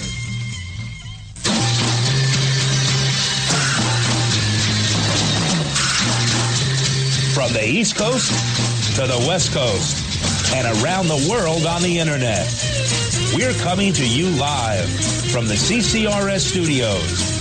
WNJC 1360. This is the Conservative Commandos Radio Show with your host, Rick Trader. The Conservative Commandos Radio Show, where the newsmakers go to be heard. Businessman there, drink my wine. You can call the Conservative Commandos Radio Show at 856-227-1360. Your opinion counts at 856-227-1360. This is Congressman Alan West, and you're listening to the Conservative Commando Radio Show. Welcome back, Conservative Commandos. Rick Trader and I, George Landreth, are here, and we are ready to... we've got a special guest. We've saved a really awesome guest for last. I want to remind you, if you'd like to hear a rebroadcast of today's show, please check out our website, ccrsnetwork.com and ccrshow.com. You can always log in to Leading Edge Radio Network at 8 a.m. and High Plains talkradio.com at 11 p.m. to hear the show, get rebroadcasts. And you can always listen in on your phone if you dial this number. So you don't even need a radio or your computer. Just your phone and this number, 832-999-1199. We have with us Representative Jody Heiss. He serves in the U.S. House of Representatives. He's from the 10th Congressional District of Georgia. Before he ran for Congress, Representative Heiss served as a senior pastor as well as holding positions at the Georgia Baptist Convention. He was also a professor at Luther Rice Seminary, and he was a conservative talk radio host. He co-founded Hope for America Rallies. It was formed to teach Christian influences in American fundamentals, and he also is the author of 2 books, A Call to Reclaim America and It's Now or Never. Congressman Heiss campaigned as a committed, serious conservative and economic reformer. He went so far, gasp here, if you're at the New York Times, go find a safe place, curl up in a ball, get under the table. He said that he would look to eliminate all federal spending that was not delineated in the Constitution. Wow. Now that is dangerous, isn't it? I mean, if you're from the New York Times, it is. Anyhow, for the rest of us, that makes him a champion. Congressman Heiss, welcome to the Conservative Commandos radio show. Rick, great to be with you, as always. I appreciate the opportunity to be on. Absolutely. We have a number of issues that we could talk with you about, and I just want to make sure that if we have you for the next half hour or 25 minutes, I would love to hear what you have to say about things like the National Prayer Breakfast. I understand you've got a new bill called the Free Speech Fairness Act, another bill called the Sanctity of Human Life Act, and we'd love to talk about the Johnson Amendment. That's gotten some news press today. I know that you've got some interesting things there to say. And then, of course, we've got the Supreme Court nomination that's out there. And I know it's a lot to fit in a few minutes. You think you're up to it? I can. I've got. I'm being told right now I've got about 15 minutes. I have another interview I've got to run to. Fair enough. Then let's run through as much of it as we can, and you tell us when you've got to go. But how about we just start and go down the list? National Prayer Breakfast. What was of note there this morning? Oh my goodness! It was. This is the third one that I've been a part of, and it was by far the best, the most effective. It was well attended. At least 2,000-3,000 people who were there from all over the world, and just absolutely spectacular. There was a great spirit of excitement, enthusiasm, prayer, recognition that we need God back in our country. And the president spoke in a powerful way, as did the Senate chaplain, Barry Black, and it was just spectacular. Wow, there was all kinds of triggers that we should have given trigger warnings to our listeners. In our earlier section, we were talking about safe spaces on campuses, so I'm being a little facetious, but it is sad that the idea that talking about the importance of having God, since he's the author of liberty, as one of our great hymns says, that we would, think that maybe he would have something to say about government and the pursuit of a free society, that's somehow become controversial. But I agree. I thought those are some good events there. How about you have a bill, the Free Speech Fairness Act. What's up with that?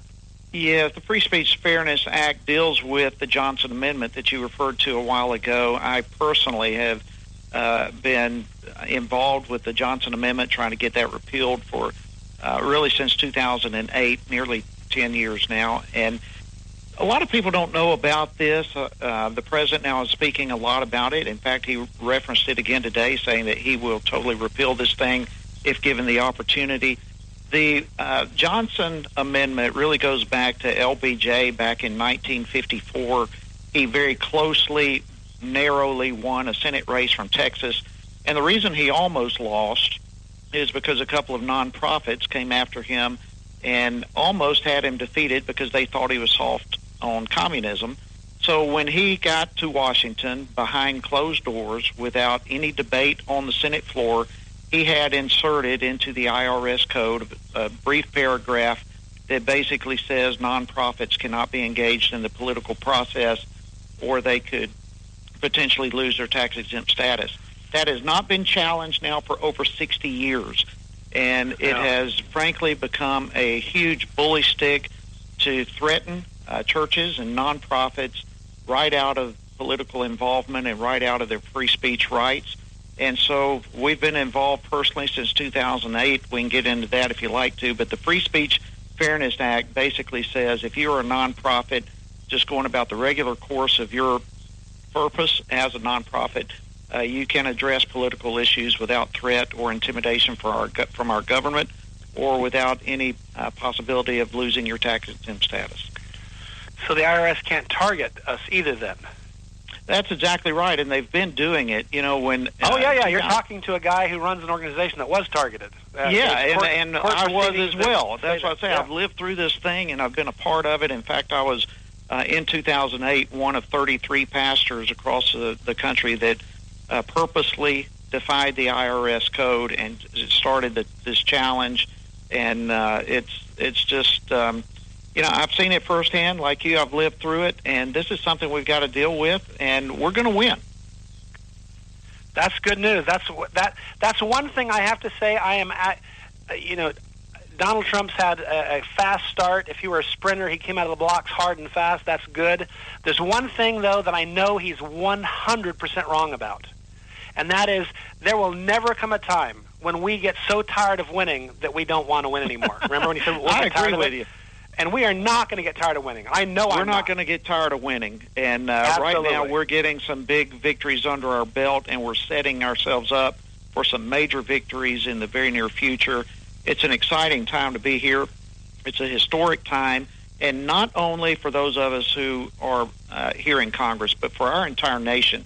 This is happening because the people of this country stood up. They've made themselves known. Their voices have been heard. They have demanded that we take our country back, and this is hats off to our entire country for people taking a stand. And it's happening now right before our eyes. Well, that's good news. How about the Sanctity of Human Life bill? Is that H.R.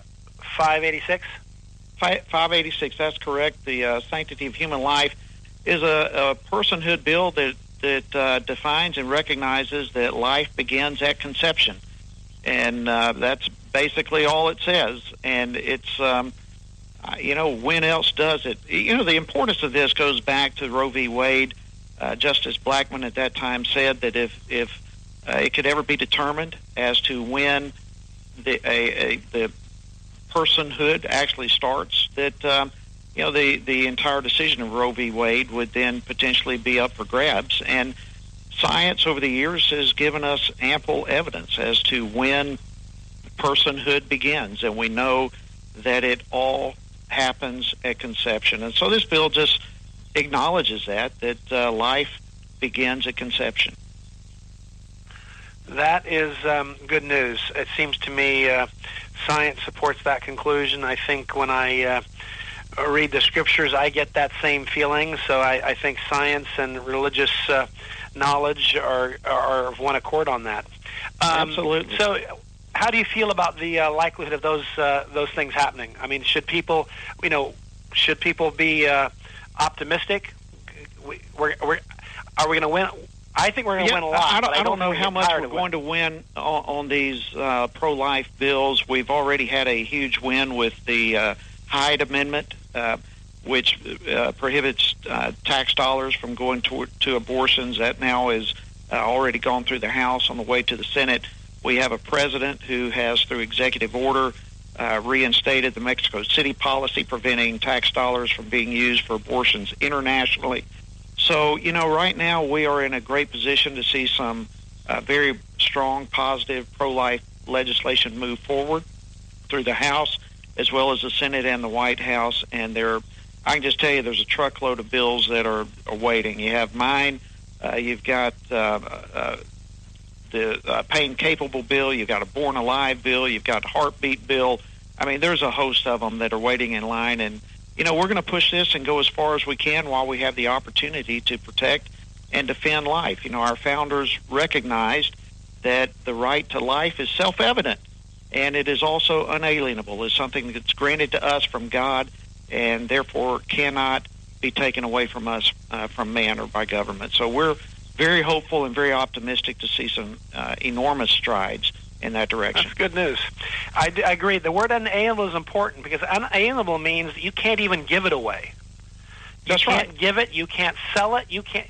It is essentially stuck to you, and it is yours, and you cannot dispose of it. And that's how important it was when you say a right's inalienable. That's pretty significant, and I think we've lost the meaning of that. So I appreciate your good work. Well, are you about running out of time, or do you have a few more minutes with us? I've got about 3 minutes. You've got about 3 minutes. Okay. Well, let's use that time well. Let's go to the Supreme Court nomination with Judge Neil Gorsuch.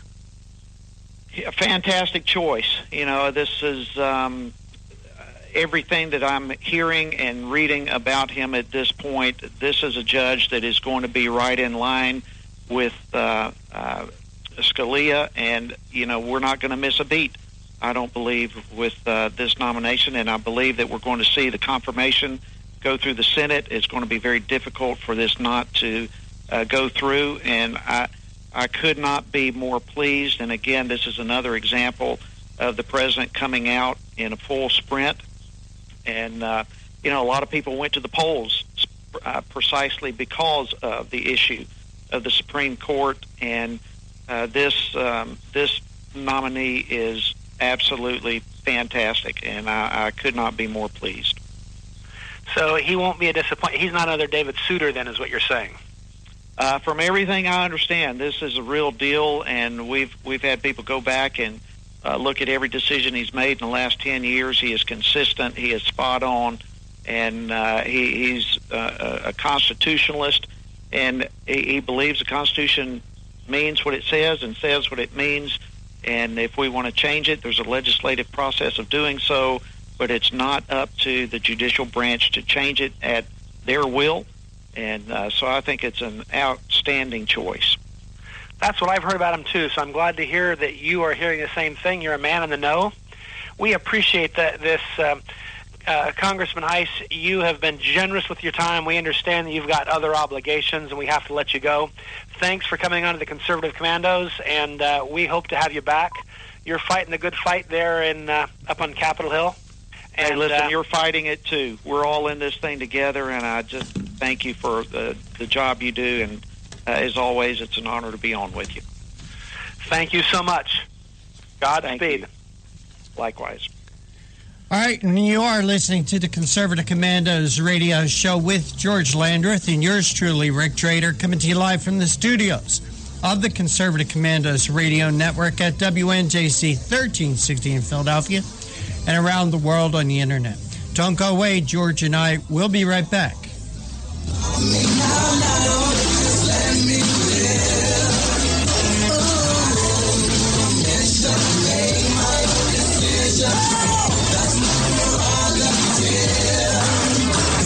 Crazy, I really don't care.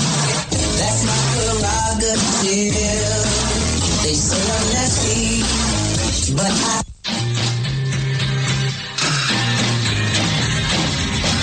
The Conservative Commandos radio show is the commander of the Conservative Commandos radio network. We've established a front line of conservative leaders and ironclad patriots to revive the promise of America. There must be some kind of way out of here. We patriots have succeeded in securing the next 4 years of American prosperity, sovereignty, and liberty under President Donald Trump. But the fight is never over, and we must be forever vigilant. Businessman there, drink my wine. Do you have a passion for American values? Do you believe in preserving the American dream? If so, listen to the Conservative Commandos Radio Network, Monday through Saturday from 12 to 6 p.m. on WNJC Radio, 1360 AM, or around the world on the internet at ccrshow.com and ccrsnetwork.com. Check out our websites for rebroadcasts and network updates. We are the Conservative Commandos Radio Network, where even more newsmakers go to be heard. Hi, I'm Kevin Wade. Conservative Commandos is happy to welcome Liberty HealthShare as a sponsor. Liberty HealthShare is a community of health-conscious Americans who practice long-standing Christian principles in sharing health care costs. Liberty HealthShare exists for everyone who purchases health care for themselves or their family, or who wants to control their own health care. I run a small business, and we were caught in the confusion of Washington's ever-changing health insurance requirements. We found a common-sense solution in Liberty HealthShare. Liberty HealthShare is not insurance. It simply unites like-minded Americans to share medical costs together. Join a community of health-conscious Americans who practice long-standing Christian principles in sharing health care costs.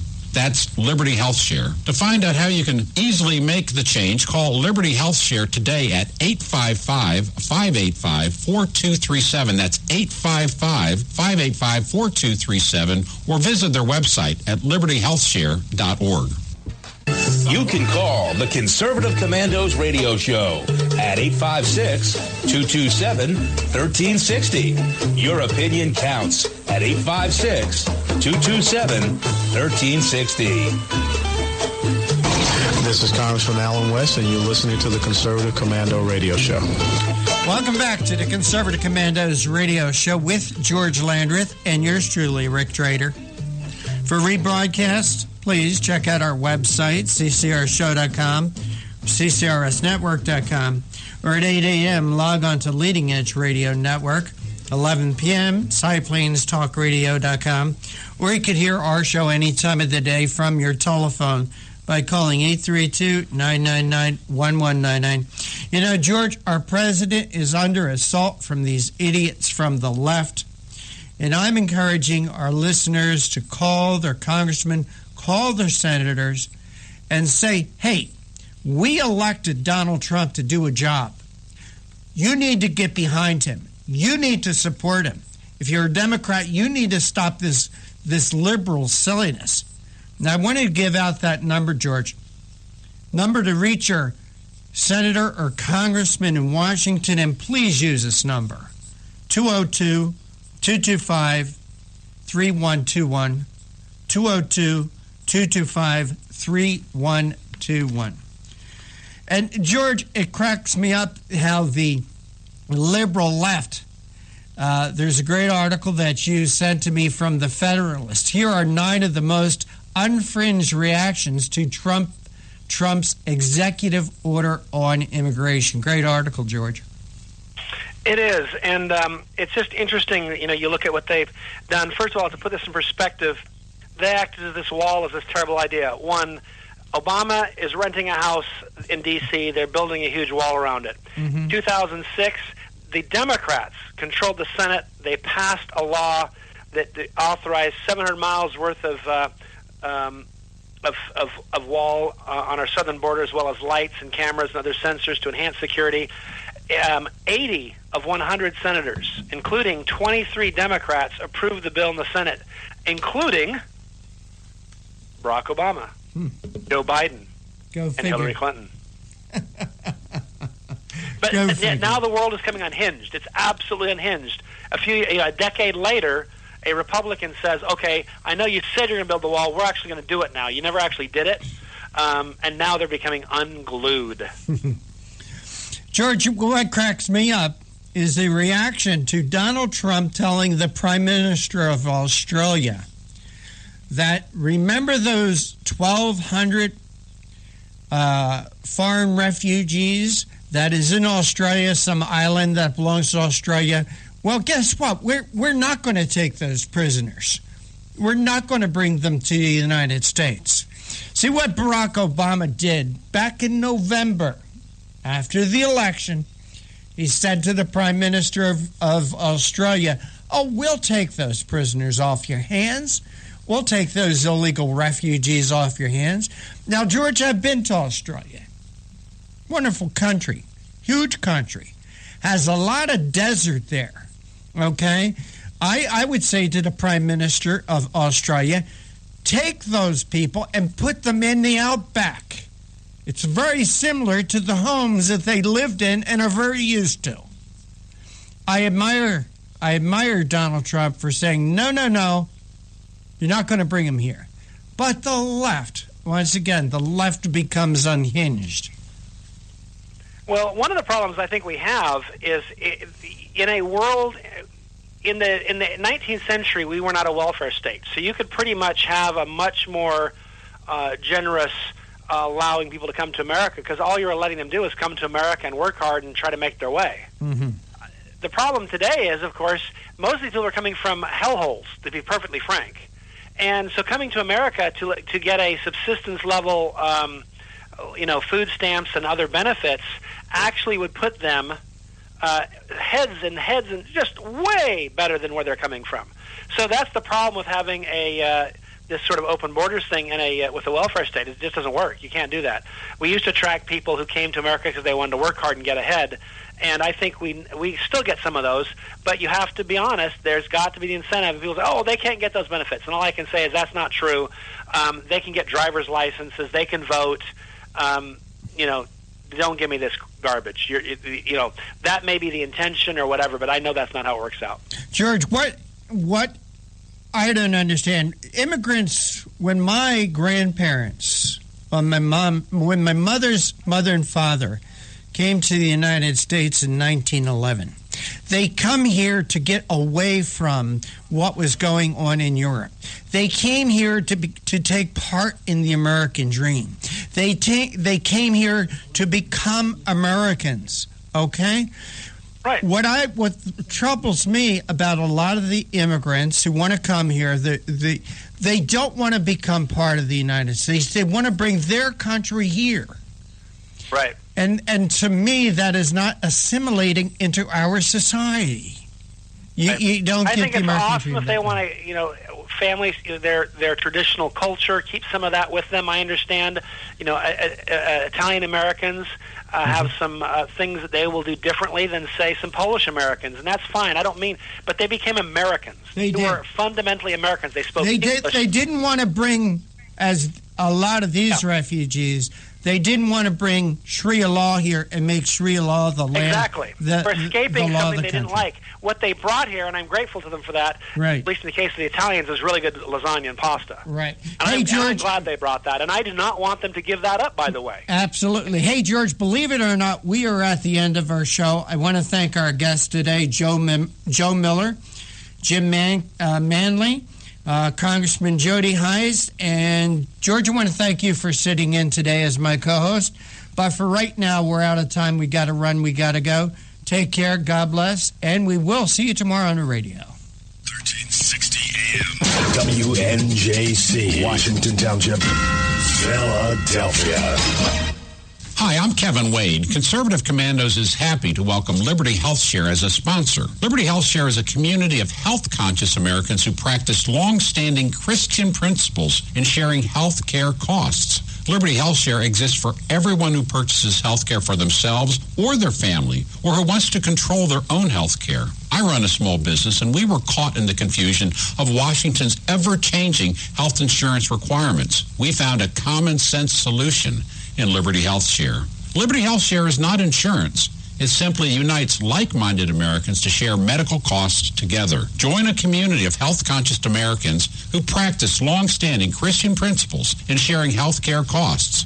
That's Liberty HealthShare. To find out how you can easily make the change, call Liberty HealthShare today at 855-585-4237. That's 855-585-4237, or visit their website at libertyhealthshare.org.